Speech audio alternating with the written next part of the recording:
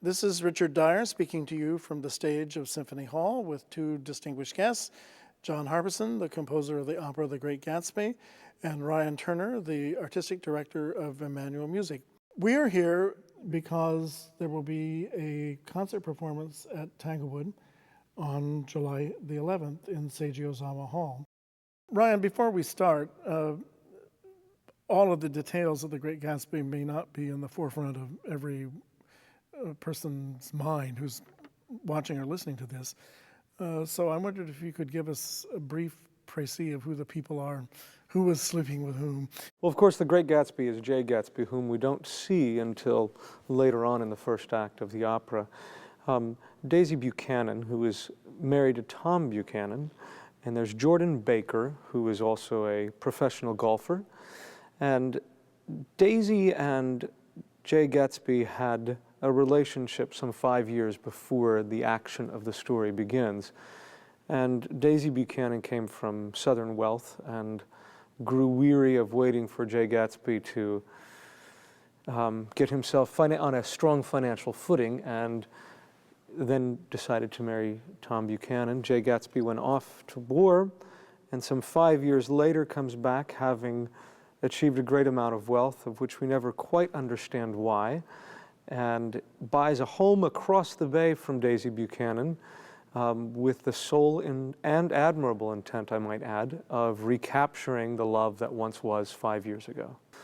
In the Fitzgerald novel, of course, there's Nick Carraway, who acts as a narrator. And in Harbison's opera, Nick is a narrator as well as a character, and he's more developed in the opera because we see him than he is in the novel.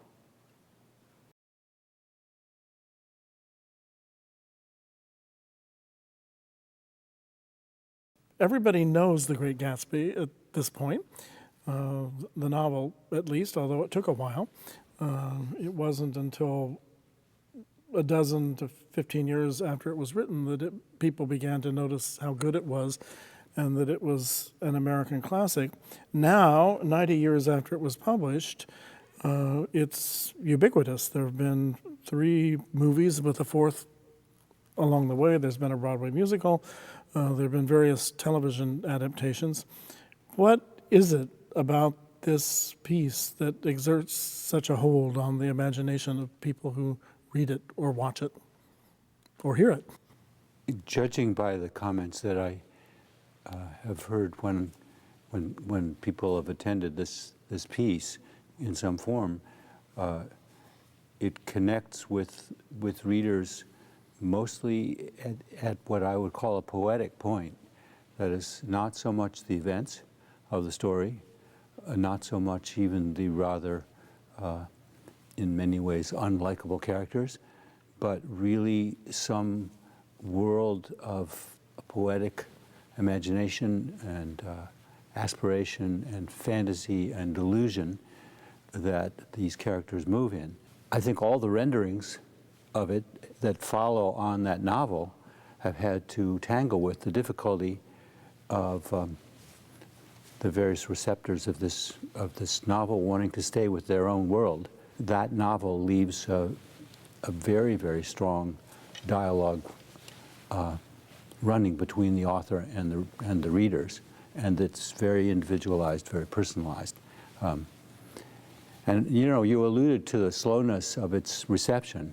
I think that is also perhaps due to the elusiveness with which the story moves, that we don't have very definitive details about most of the characters. One of the things that Edmund Wilson did for it when he wrote the key article that brought it back into consciousness was come back at it really from the standpoint of the artistry of the writing, and made a tremendous case for it as a kind of almost a poetic kind of flight of imagination. I had a very unusual angle on it because Fitzgerald had never disappeared from Princeton, New Jersey, which is where I grew up. And my uncle had been in the Triangle Club with him when they were doing shows. And Fitzgerald was This Side of Paradise, the early novels had made a tremendous impression, certainly on that community, because they really were located in that community. So I read it somewhat in terms of the social milieu that I knew from the town I lived in, and I was fascinated by a novelist who works with so much leverage in such a very small frame. This is part of the fascination of it. We feel like we're looking at a bunch of people we don't necessarily know much about and whose behavior is in that way exotic. At what point in later life did it occur to you that this would be a good subject for an opera? I remember years ago you're telling me that you felt your destiny was to be a composer of operas, and you have 3 to show for it now. But at what point did you think this would be a possibility? Well, composer of opera, you can declare yourself a composer of opera. And then you can write operas, as I did, twice without a commission. But what you discover is that opera is more than any other concert music form, marketplace form. Composer of opera cannot declare himself a composer of opera if no one really wants to put those operas on. So after 2 operas that I had written, I had decided I must have been mistaken. And so I was working in other realms of music. And this project came up really because a few of my singer colleagues who had sung my concert songs suggested to people who had influence in an opera world that I might write another opera. So for the first time, the impulse to return to the opera field came not from my volunteer spirit, but from an interested party. And so I re-entered opera with, again, a sense that I know it's a marketplace form, but I was interested in sort of retaking my old ambition and seeing what would happen. And I also felt like the experience of the first 2 might be useful.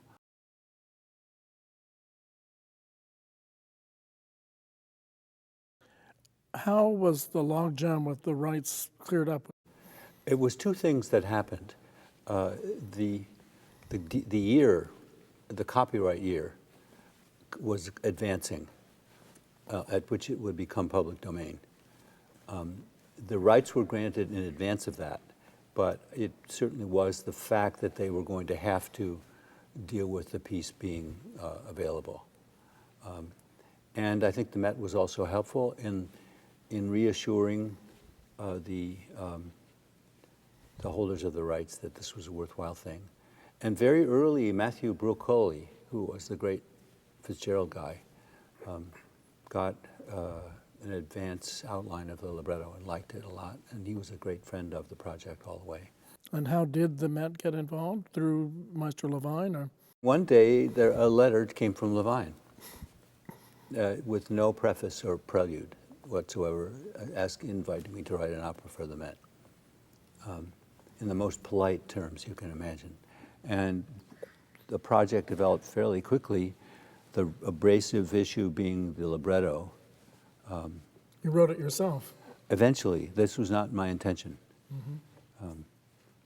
And Sarah Billinghurst, the wonderful artistic administrator at the Met, once said in one of my conferences with her, said, "I'm here to keep you from writing that libretto. That's my job. And how are your conferences going with all the various people?" And I said, "It's all going very well."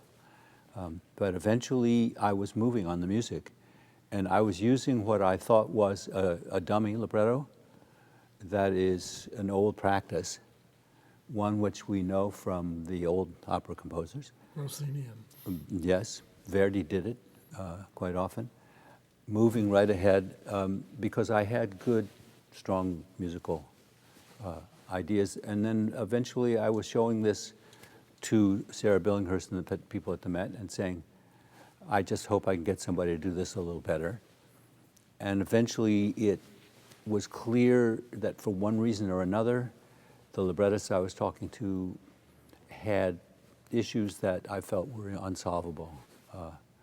Either they were great writers or screenwriters or whatever they were, but they hadn't any opera experience, or they were extremely august and were never going to change a word.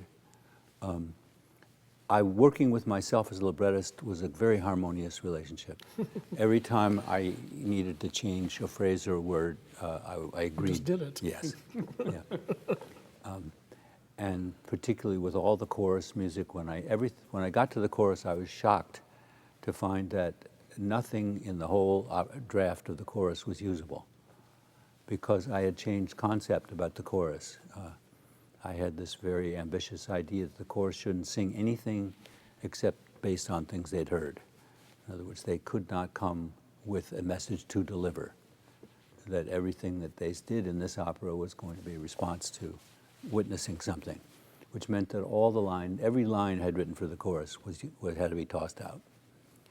Now, whether librettist X, who was the likely librettist, would have been happy to do that, I don't know. But I was okay with it, for sure. Which came first, the words or the music, or did you develop them simultaneously? Often the music ran ahead of the words in terms of the shape of the scene or the basic sort of melodic spine, and I found myself fitting words or shaping words around a musical idea. So I would say more than half the time, far more than half the time, music was preceding words. Mm-hmm. Since opera is a collaborative enterprise, at what point did people begin telling you what they wanted, either the stage director or Maestro Levine? Well, I had people consulting on the libretto all along. Mm-hmm. Susan Fader, my publisher, and Michael Knott were seeing the libretto. And one of the things both of them said that bothered me a little at first, but they said, you're leaving out some of the famous little speeches in the thing, or moments. Gatsby, they're a rotten crowd. Mm-hmm. You're worth the whole damn bunch put together. I didn't put that in. I thought, that's such a memorable little bit. If I said it, it can't be the way people want to hear it. Michael Knott and Susan Fader came back on all those places and said, you've got to have those. People are going to be shortchanged if they don't turn up. So all of those touchstone moments, that the famous lines from the thing eventually are there. You know, her voice is full of money. I wasn't going to put that in. I thought these are the things that will challenge the audience. No, I have my setting. You know, that's not it. It turns out the one that bothered people most was Old Sport. Mm-hmm. I've gotten more correctives about how that should be set. Again, same problem. That is that the preconceived image is particularly strong at certain moments in a text like that. But eventually, I'd have to say each one is confronted. There's none of those big, very, very well-known moments that people don't hear. I realized, in fact, that the main thing about a famous, sort of almost national text like this is that you have the advantage that people are curious, and you have the disadvantage that people think they know how it should go. This was commissioned by the Metropolitan Opera to celebrate Maestro Levine's first 25 years at the Met. Did he have any specific requests or interests? He didn't, except it turned out that both of us had the same worries about the production plan. And that was an interesting sequence. When they sent out the photographs of their models, and we both responded that we were worried that the intimate sort of scenes in the drawing room of Tom and Daisy should be enclosed. They were in full open stage with a couple of pieces of furniture in the middle of the stage. And A radio and 2 lawn chairs. right. And both Jim and I apparently wrote back to or contacted Tom Clark and said, we're worried about this acoustically, and we're worried about the impression of a kind of vast prairie instead of an intimate scene. And they came back with sort of a practical rationale, which is because of the interludes and because of the great amount of movement between certain scenes, that they needed this more minimal approach for some of the indoor scenes. And to this day, I'd have to say, I think that this disagreement was germane to the result.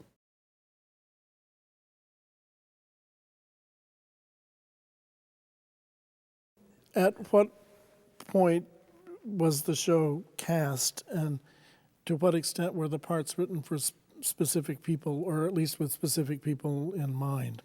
Well, the Met decided the first cast, and the cast was in place by the time I started the second act.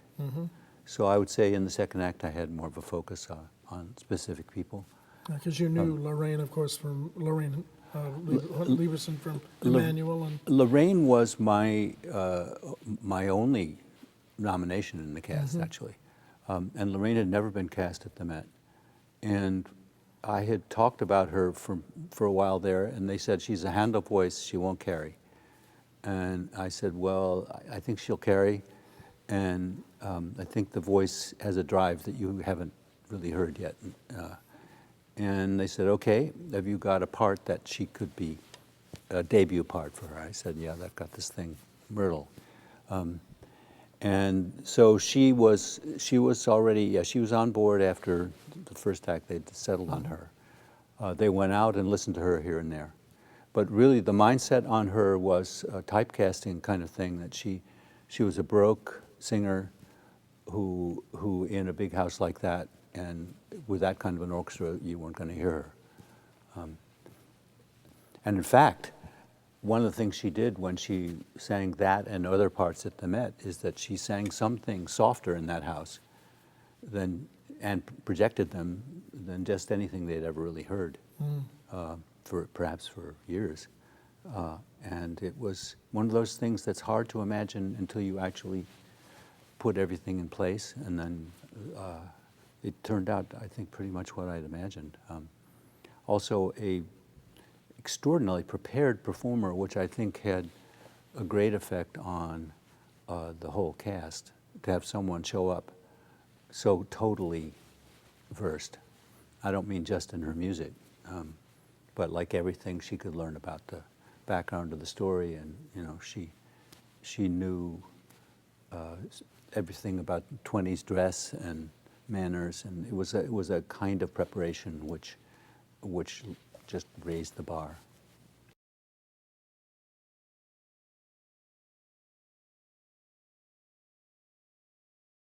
the way you went about writing this, at least as I understand it, is a bit unusual in that this is an opera that has a lot of source music, in the sense that the radio is on, and music that's in the background that becomes the foreground and recedes again. And so you wrote a series of, are there 6 songs? Well, there's 12 songs, that appear in some form.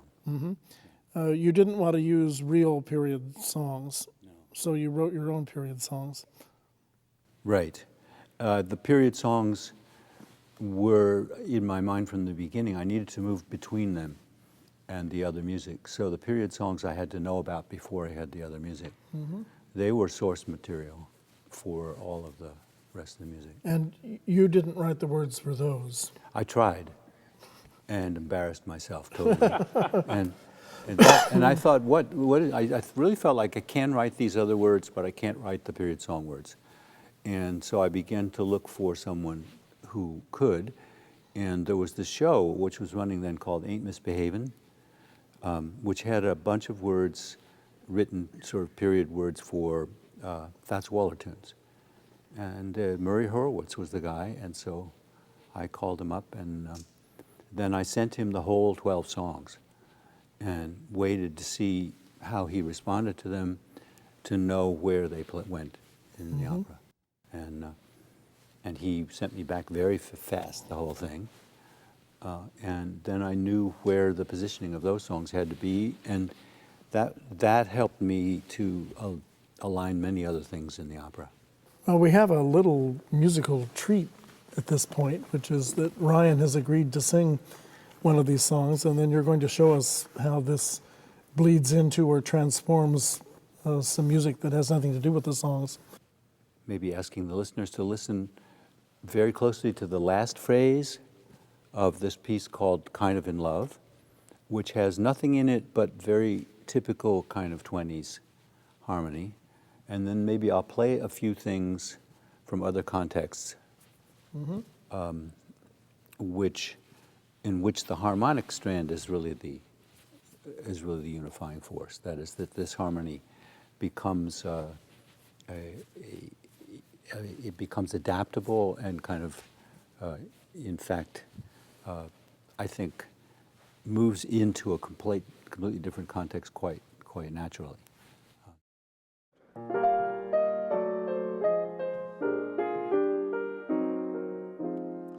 Why am I kind of flying in a sky kind of blue? It's not that my head's in the clouds, dear. It's just that I'm thinking of you. Why are your arms kind of heaven and my heart kind of true? It seems I'm soaring above with, and I'm hand in glove with, and kind of in love with you. I'm getting more lovey-dove with, and enamored of with, and kind of in love with you. Okay, there's a few measures from the beginning of the overture of the opera, and a few measures a little bit later from the same piece about a minute afterwards.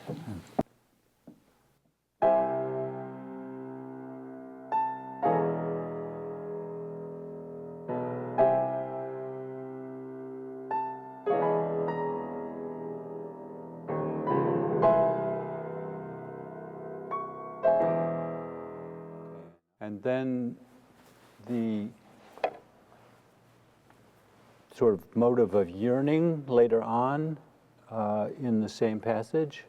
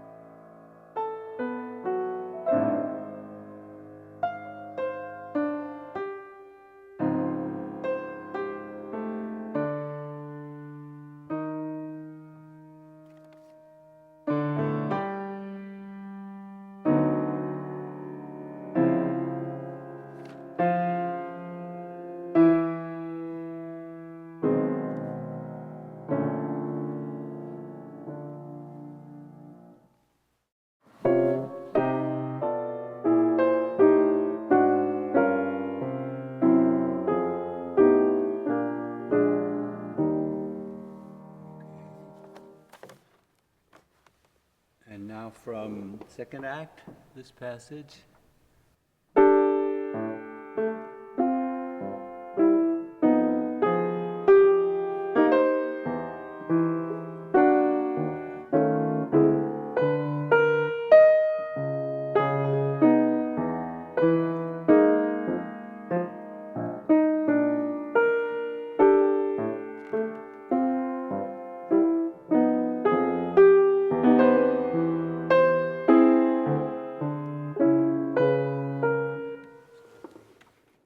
John, that song that Ryan just sang, where does it appear in the opera?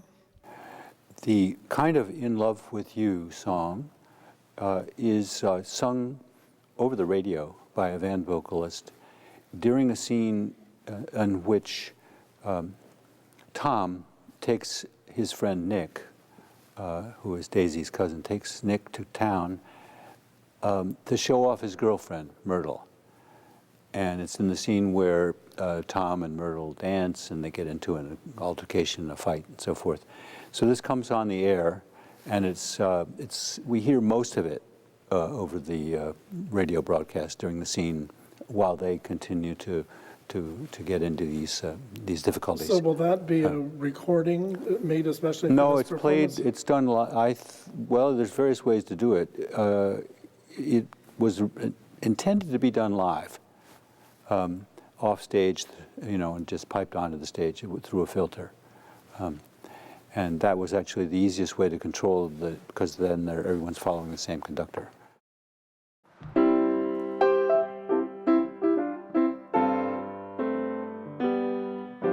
One foot in, 1 foot out, do that old Carolina shout. There's nothing out of date about a happy old Saturday night to do.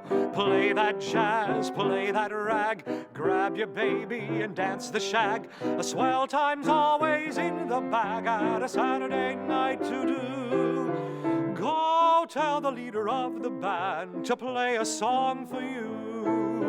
Love may be waiting right at hand, and oh, what a tune can do.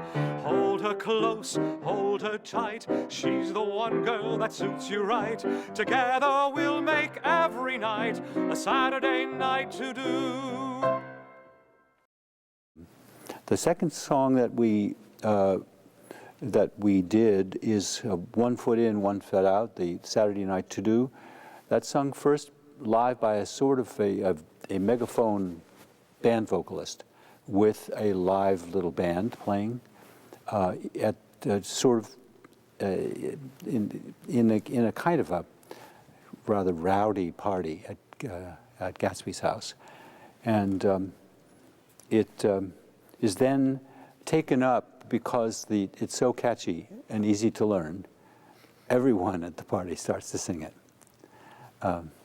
But they sing it as if sort of reinforcing their appreciation of the band vocalist's version of it.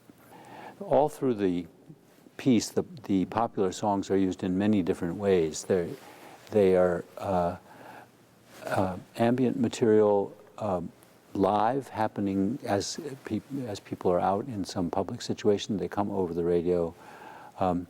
And they're suggested in the score instrumentally, sometimes without voices. So they have a really very thorough role. There is perhaps the most evocative use of it at all is a party scene that's going on at the Plaza Hotel where you're listening to the next room, and in the next room someone's being married to first the Mendelssohn Wedding March, and then a Dixieland version of the Mendelssohn Wedding March. And then a pop tune, which we never hear sung, but which accompanies the most probably awkward part of the strife between the characters. Then some of the other music that we heard is obviously connected in various ways harmonically to those pieces. We heard the section of the overture where two strands are this sort of dark, foreboding music, and also this sort of both heroic and fatalistic kind of thing which announces the piece. And I did play also a snatch of Daisy in the throes of decision between these two men who are trying to sort of, they're kind of in a joust about her. Very painful scene in the Plaza Hotel. The first musical example you played after the song was from the overture. Right.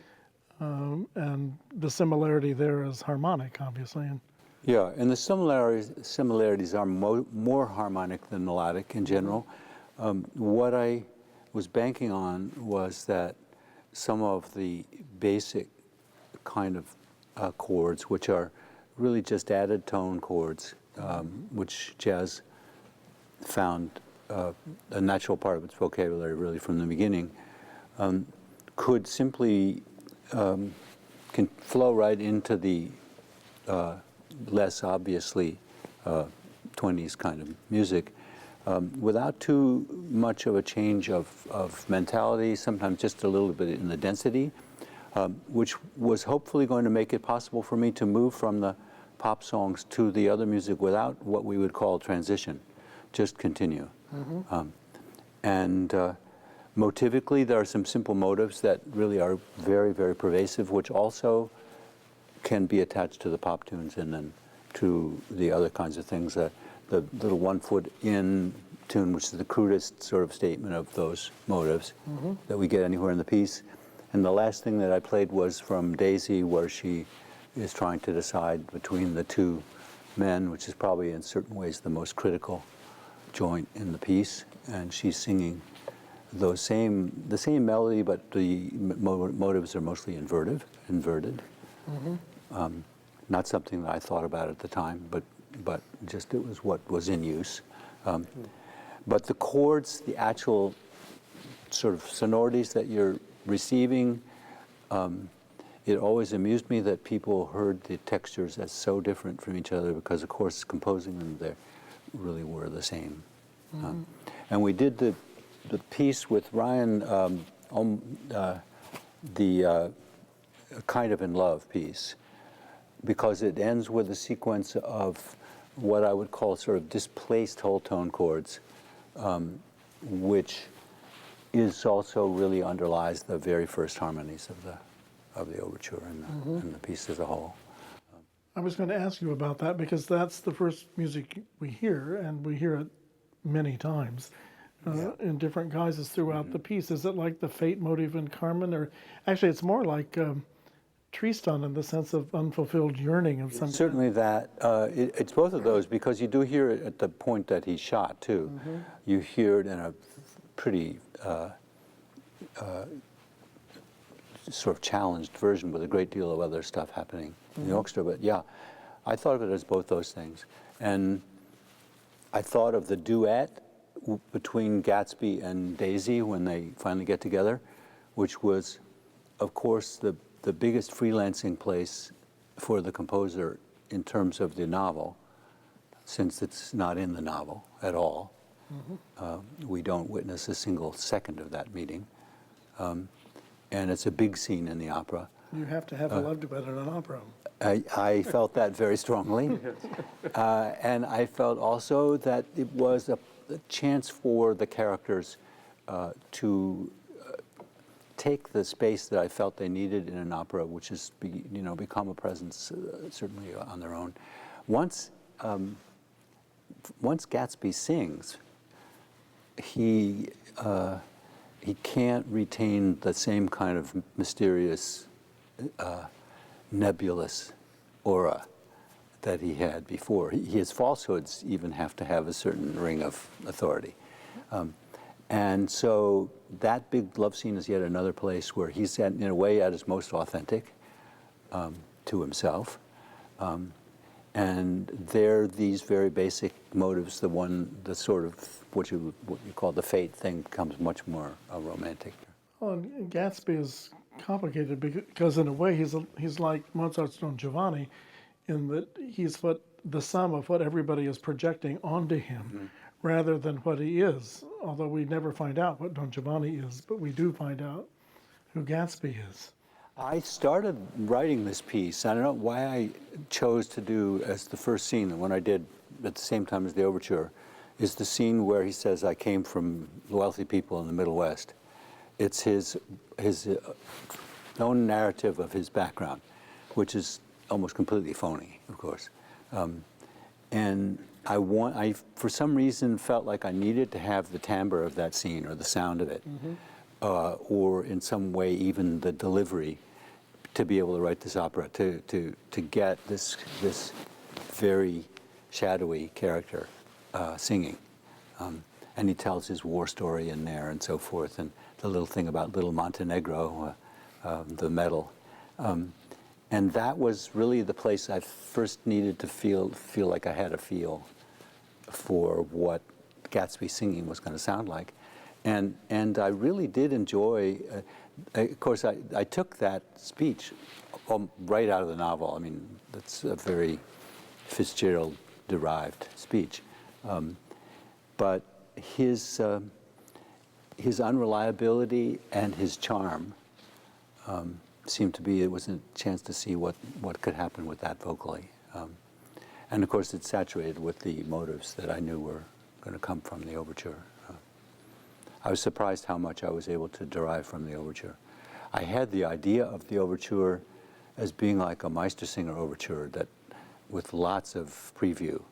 And then, of course, when I got into the theater with it and sat with a bunch of late 20th century people, I realized they're not ready for, in these times, a Meistersinger overture, which is why immediately 2 minutes came out of that overture. I was going to say, wasn't there a movement to get rid of the overture?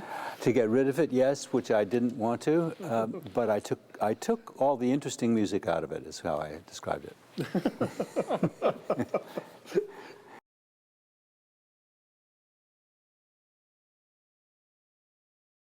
But I want to shift direction for a moment to talk about the role that Emmanuel played in this whole process, and also why Emmanuel believes that this is an appropriate project for them to undertake at this point. I mean, John, of course, has been involved with Emmanuel Music, which is housed in Boston's Emmanuel Church for its entire history, which is, what, 40-some years now? We did a sort of, I guess it was a preview reading there. It was the first one, and it was the first two scenes. It was what Schirmer's had produced up to that point. And it was over in the Kresge Auditorium with a number of Emmanuel singers very active now still, and Craig Smith conducting, and I noticed that at least 10 or 11 players who will play this time.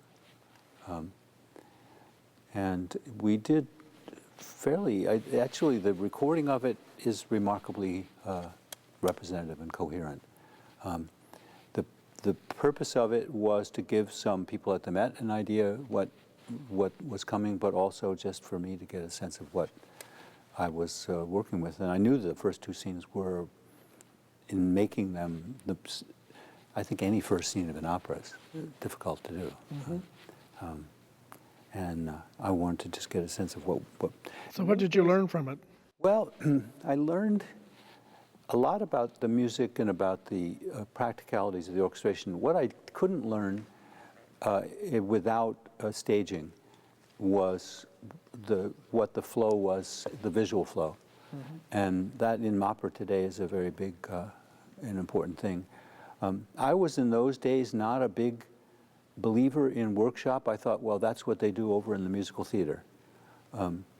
And since then, I've understood much more that, particularly in terms of the modern theater and what we expect from it, that workshops make a lot of sense, because you do find out about the movement, and you find out about how a scene looks and how actors move through a scene. And I understand why they've been doing that Broadway style for a century. Another Emmanuel dimension to this was the rehearsal tape, which is how a lot of us sort of first encountered the opera. This was done for the benefit of the singers, was it not? Or? It was. I hope I'm not speaking with too much indiscretion when I say that the previous big Met new production was Goes to Versailles, which the preparation of which was constructed with an entire workshop cast of Met apprentice singers. Some of them turned out to be quite good, like Renee Fleming and so forth. People who learned the whole piece, but were not cast in the piece. They were preparation singers. And they had a preparation pianist, and they learned the whole score and made a recording from which the actual cast learned their parts.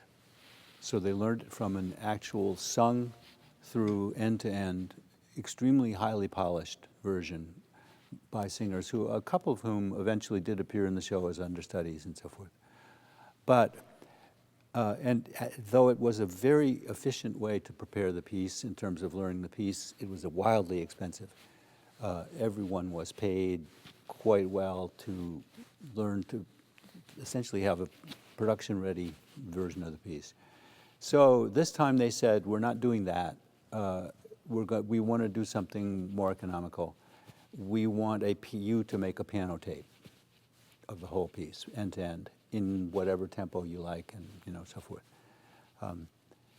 And if I were to compare the two budgets, it's a staggering economic, brilliant decision on the part of the Met. And so what we did was, I had a complete vocal score. Judith Gordon learned to play the whole thing. We felt that some differentiation of the sound of the voices would be necessary, so I used my electric piano from MIT.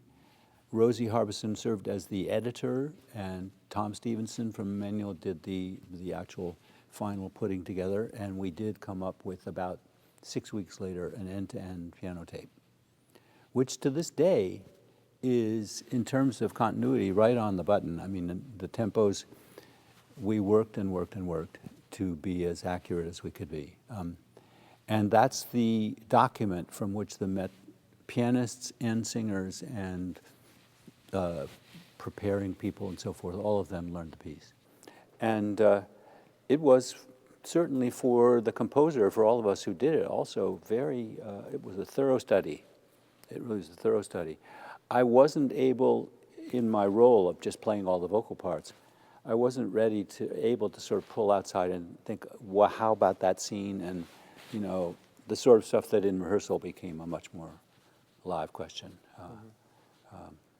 It was much more, let's come in on time here. Yeah.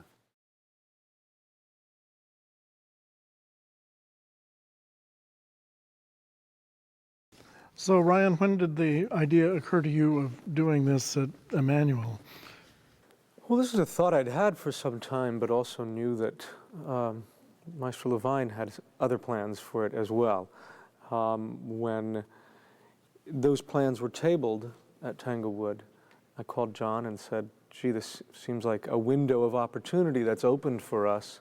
Should we take it? And luckily, John gave an enthusiastic response, and we began the process of trying to put together the funds needed to make this historic production happen.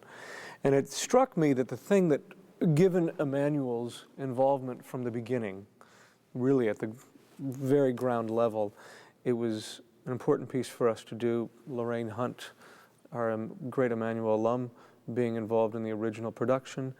And of course, with John being our principal guest conductor, and this year our seasoned composer, and his long association with Emmanuel and Craig Smith, it seemed like the perfect piece for us to try to give a worthy concert rendering to. At what point did the Tanglewood piece of the puzzle fall into place?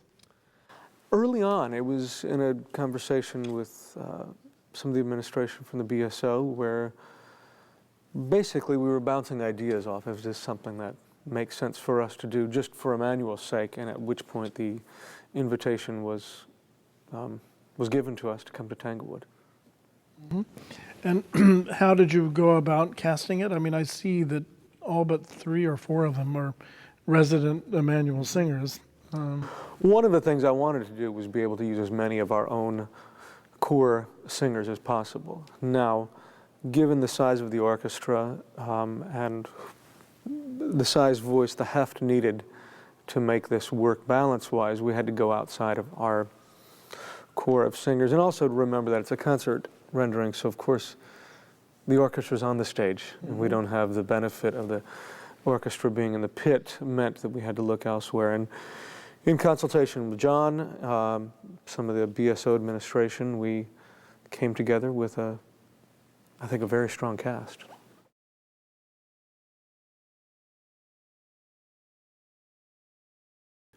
Ryan, this is something I'd like to hear actually both you and John speak to, which is what is gained and what is lost by performing an opera in concert as opposed to a full staging.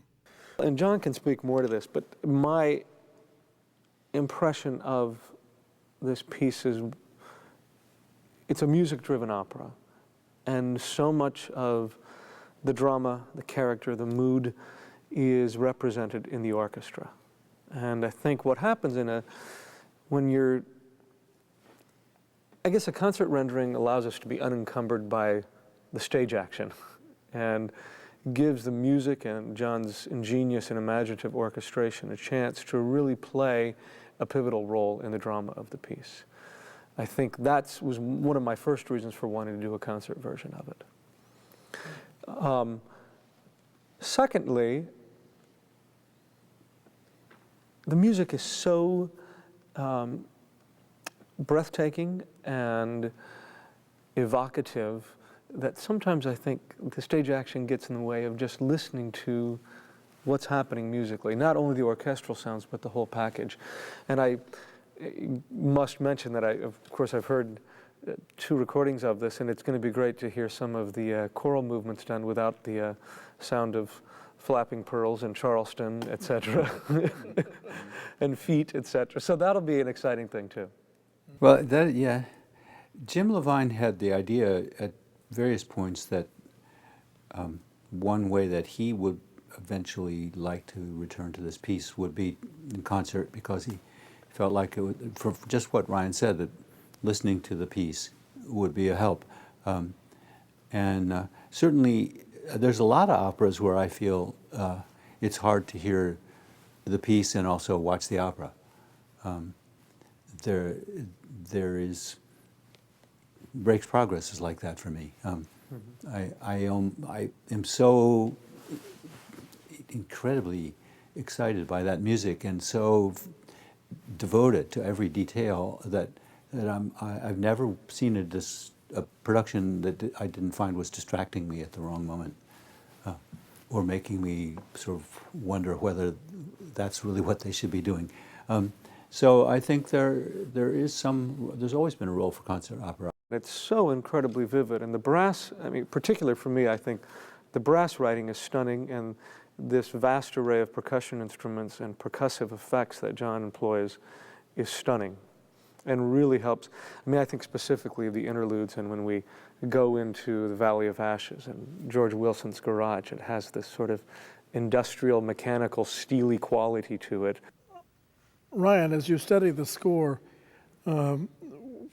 what would you say are the real challenges for the singers in this opera?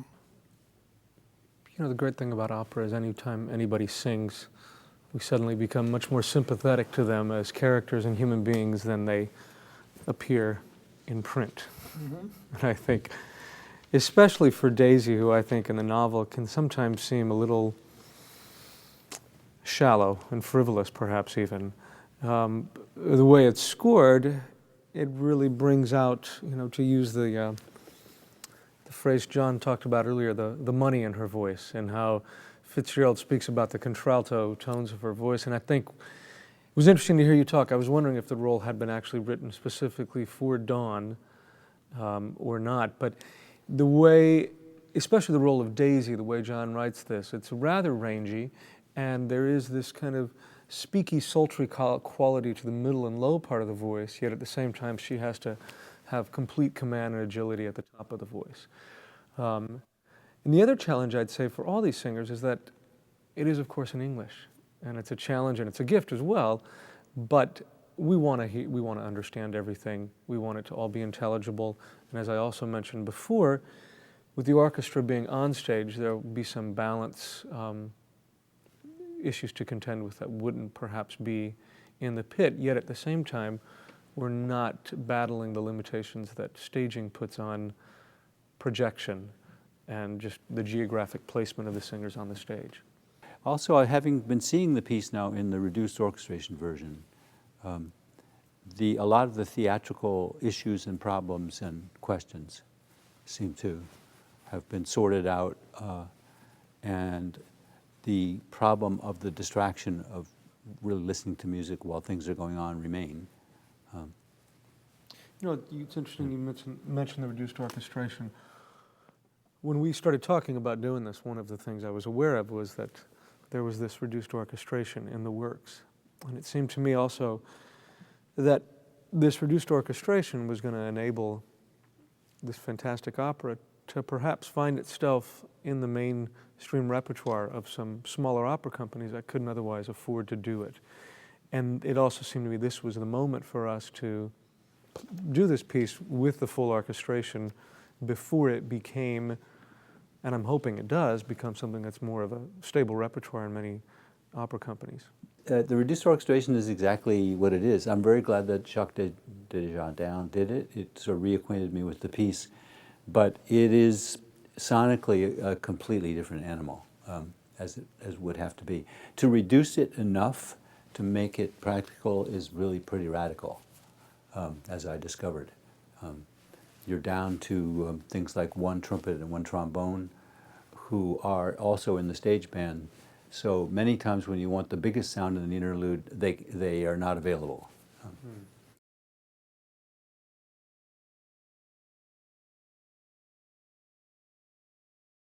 At the time of the premiere in 1999, this piece was furiously controversial. And not just in the press, where it was sometimes acclaimed as the great American opera and sometimes dismissed as the latest horror inflicted on the listening public. Part of the answer to that lies, as you said, in the fact that everybody has a personal relationship or individual response to the material. And if what you were presenting is not what they were looking for, they didn't like it. But what were the other causes of the controversy, do you think? Well, I alluded to some of that is and this is not just critics and writers, but just individual viewers, their personal acquisition of Great Gatsby and what was important to them.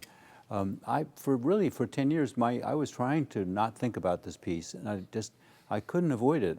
Strangers would come up to me with problems that they had with that opera. One guy came up to me on a bus and said, the biggest problem was the third scene of the first act. He says, when you brought Wolfsheim out on stage and had that little conversation with Gatsby, that destroyed all my illusions about Gatsby. It was horrible to see him just a common underworld gangster. Get rid of that scene and your opera will be 50% better. And I said, well, I'm really glad you remember that situation, but that does happen. That's actually in the novel, and I think it's important that he be an underworld character. But for this viewer or listener, this was a deal breaker.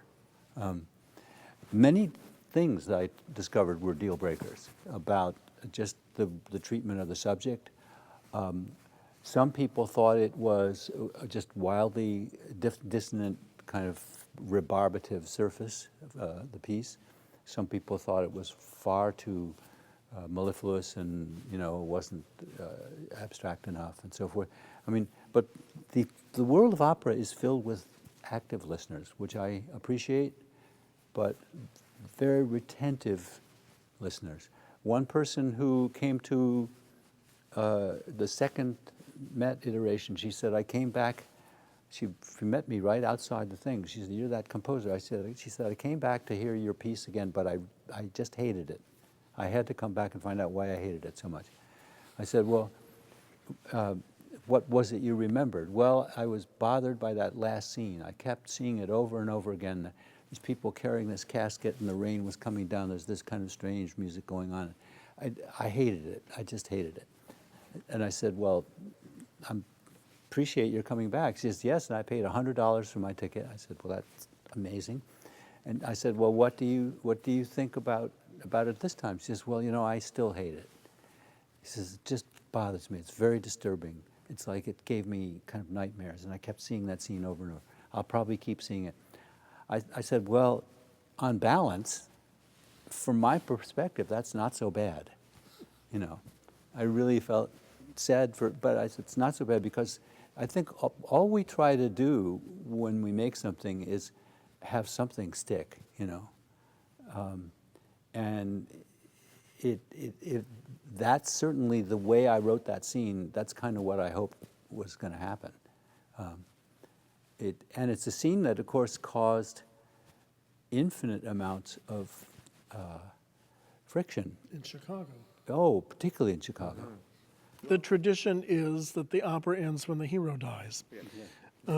That's right. And they ran, in Chicago, they said, we want to run the scene in piano dress 3 times. Once, it's not going to happen at all. We're leaving it out.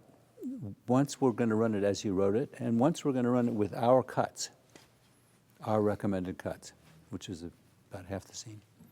And we're going to have everybody, all the dramaturgs and so forth, assembled and watched all these versions.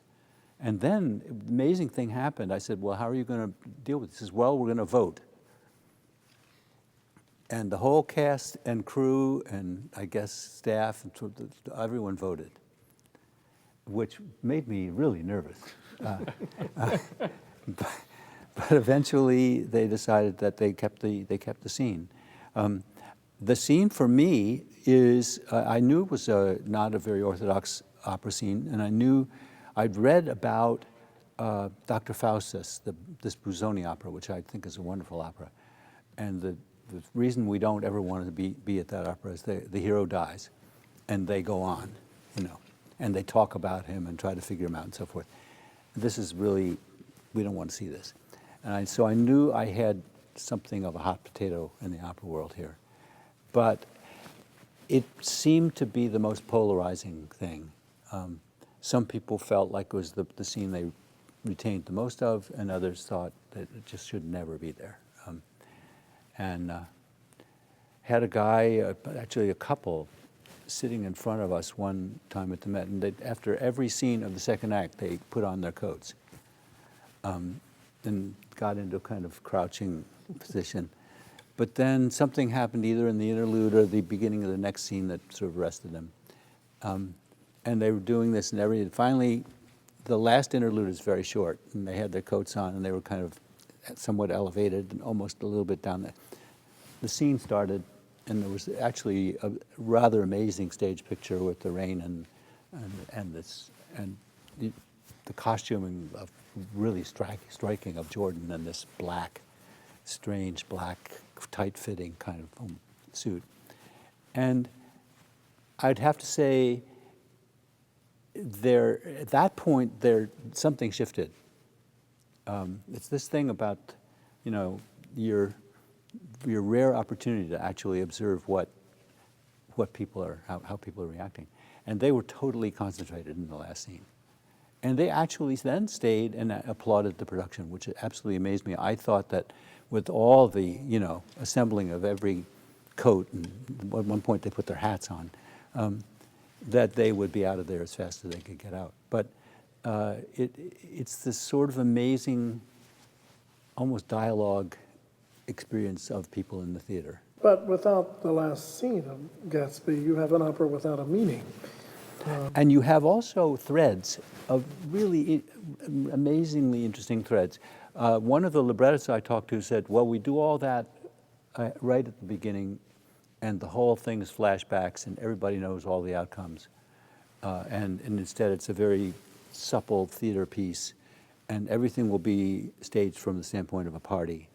And we'll keep moving out of it, and we'll eventually establish that what we saw at the beginning is where we were headed, and it was kind of like a wonderful Greek unity. To me, the tying up was where we wanted to get, rather than where we wanted to start. I do think that the theater's reactivity, the way that the audience is volatile, is one of the reasons that the medium is now probably the healthiest in all of concert music.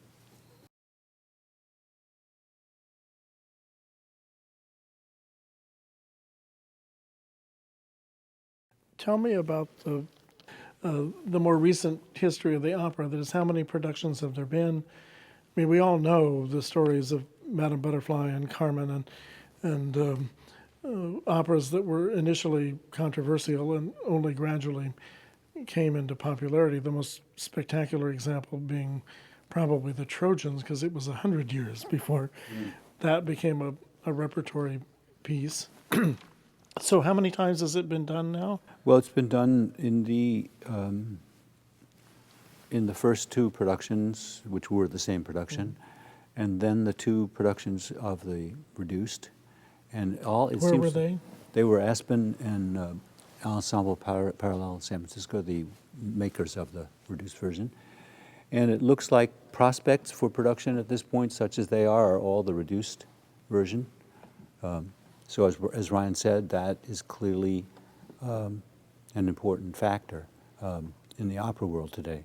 That a big orchestra is certainly, for many companies, a deal breaker. And a big, hard part for the orchestra, too, is. So I see, if I were ever to enter opera again, I would certainly be taking into account what I take to be the shape of the profession, which is, I wasn't thinking much about that. And I was also thinking about the great opportunity, the fascination of a grand opera where certain kinds of scenes only a few places could actually really do. Scenes like that are fun to write. There's the scene where, it's kind of, I think of it as the breakdown scene where the confrontation finally starts between Tom and Gatsby, the second party. That was a chance to write a very, very unusual kind of almost triple scene with three kinds of actions going on simultaneously, and very hard to stage. It also has a couple of things where the directors have very, very hard problems. I wanted the scene, again, the shirts. If anybody remembers anything about the shirt, about Gatsby, they remember the shirts. Well, I felt that had to be in that scene. And I'm glad it is. And actually, the last two directors have come up with unbelievably fancy solutions to that problem.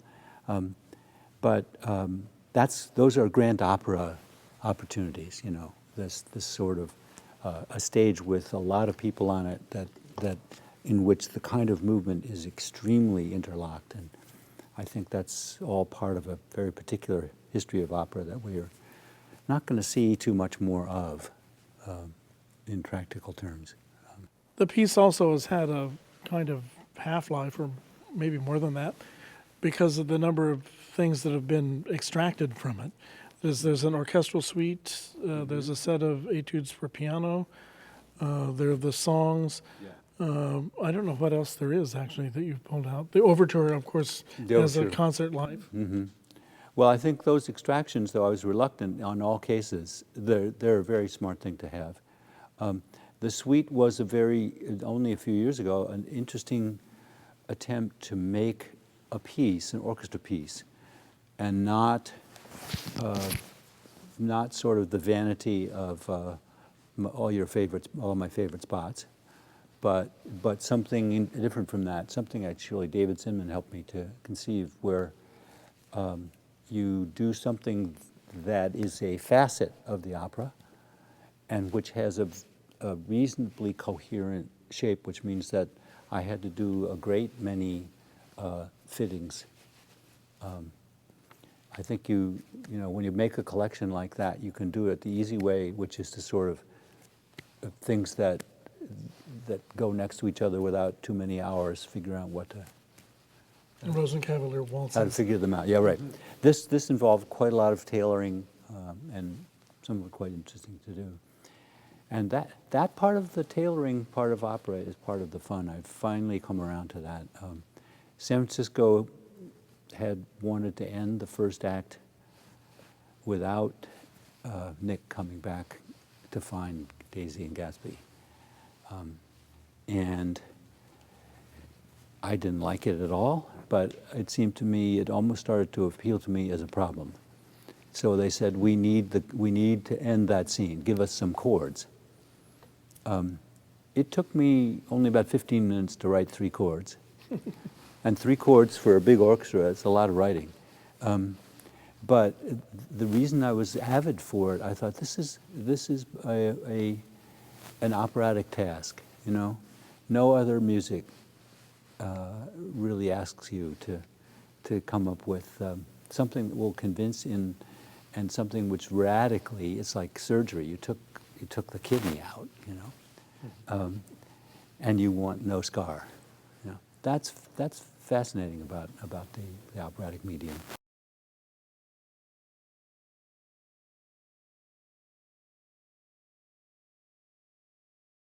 One of the things about this score that's been of interest to me as I've been studying it is how kind of multi-layered it is, and how that is reflective of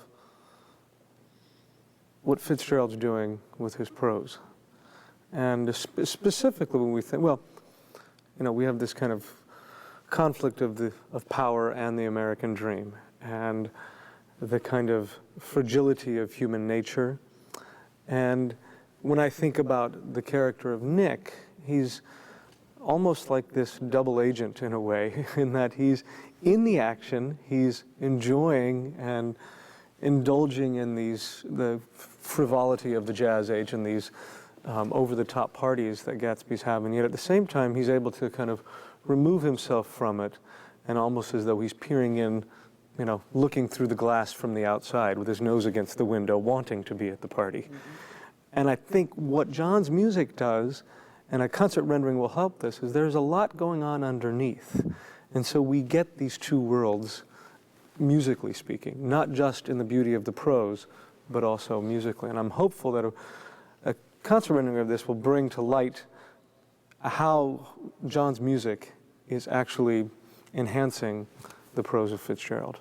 I began to think about what it is that people want when they go to opera. And we certainly hope that they get from this, even from and perhaps especially because it's a concert version, that they get something that is unique to that medium still. That opera is a combination of so many kinds of experience. And you are, hopefully you're confronted with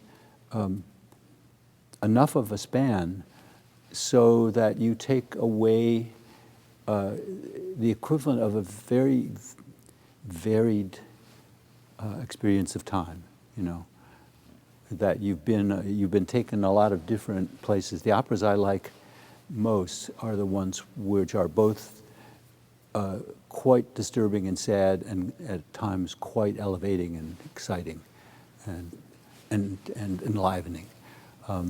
Carmen would be one example of an opera like that, where the vividness and the sense of life is absolutely present, constantly in sort of counterpoint with the fatality and in some ways the heedlessness of the behavior. I mean, that's what I hope this opera has. That it has that the brightness of surface, which I think is very important in a lot of operas, certainly lots of Mozart operas, but also the sense that this is all costs something, you know, and that would be what I would always be looking for in an opera subject, to some opportunity for both of those experiences to be happening. One of the reasons that people who love opera are so excited by it, I think that different from anything. It's different from movie, different from stage play. Its elements are unique to it, and I think that's one of the reasons I hope that its present role in the society seems to be increasing in spite of all odds. More and more people that I run into say, hey, I'm going to those movie things and I'm listening on the afternoon, and something is grabbing people about all these features, which is why we composers have been crazy enough to sometimes sink quite a big piece of our effort into writing them.